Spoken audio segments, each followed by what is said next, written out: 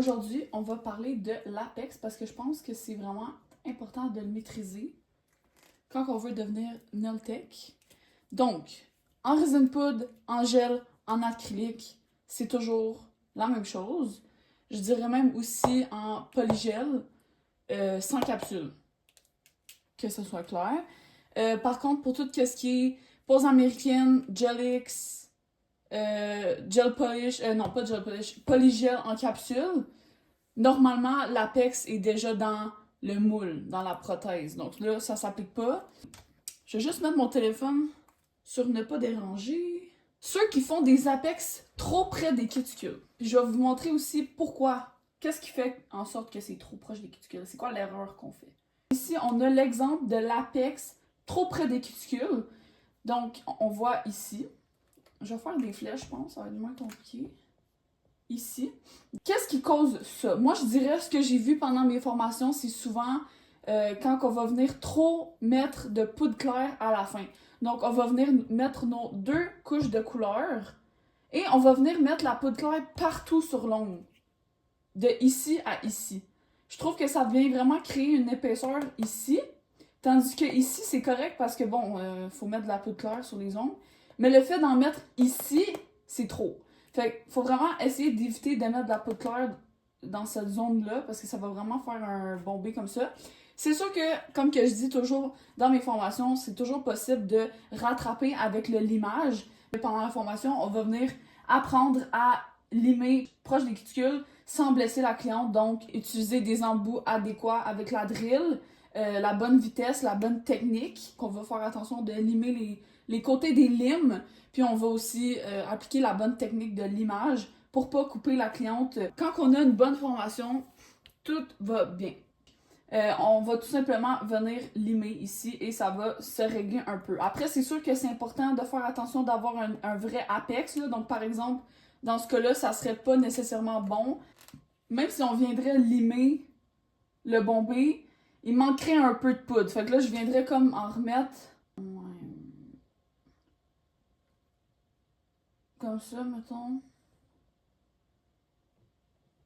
Ouais. Fait que comme on peut voir, ici c'est comme plat. Ici c'est le plus haut. Puis on redescend. Fait que l'apex c'est vraiment comme ici, là. Si en tant que débutante, vous trouvez que vous avez toujours trop de poudre au niveau des cuticles, c'est tout simplement que vous mettez trop de poudre sur vos ongles lorsque vous êtes rendu à faire l'apex. Donc c'est vraiment important de venir en mettre au milieu de l'ongle. Donc je vais venir expliquer, mettons, sur un ongle vu du ciel, vu de haut. Donc vous allez venir prendre votre bouteille saupoudrette ou la technique de boulette qu'on apprend dans la formation et vous allez venir en mettre première couche, mettons, ici. Et la deuxième couche, peut-être un petit peu plus haut, comme ici. Donc, en gros, là, on touche pas ici. Ici, on peut en mettre, mais on va venir limer. Mais normalement, non. Puis pas trop sur les côtés.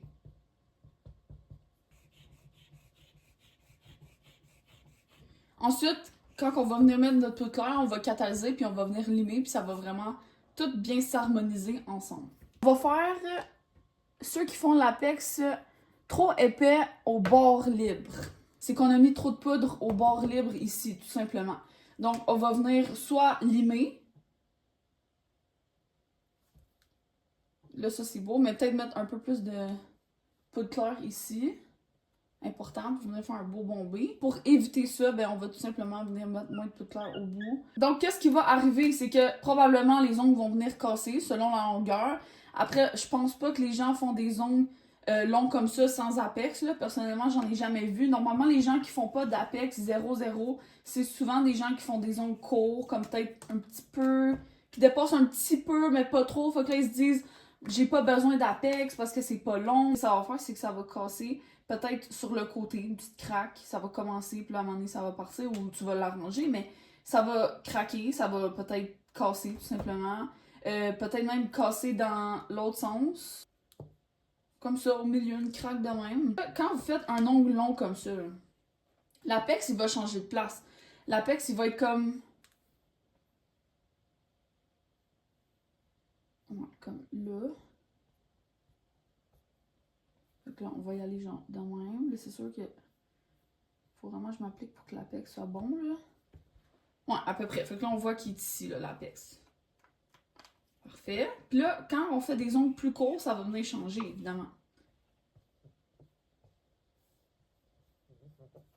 L'apex, il va être ici. On va dire un apex trop haut, proche des cuticules. Peut-être un creux. Puis trop haut. Ils ont touché les cuticules. Il y a plein de gel au pinceau dans les cuticules. Il y a plein de poudre. C'est tout bossu.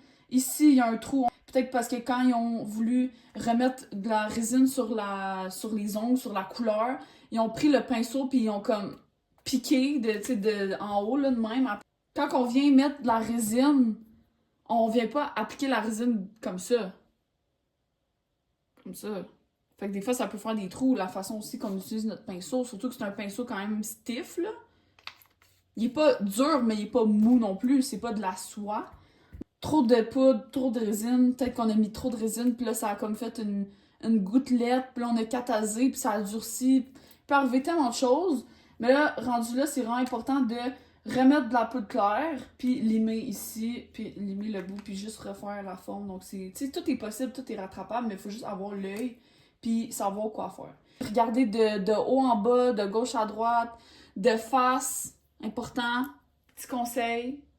On peut toujours regarder de face, on va voir, ah, ici j'ai trop de résine, ah, ici j'en ai pas assez. Il me semble que mon apex, il est pas nécessairement au milieu. Tu sais, de face, là, on peut avoir ça, là, aussi, là. Qu'est-ce qu'on va faire dans ce cas-là? Plus de clair un petit peu. Limer un petit peu. On peut avoir... Ça, c'est peut-être un peu trop épais ici.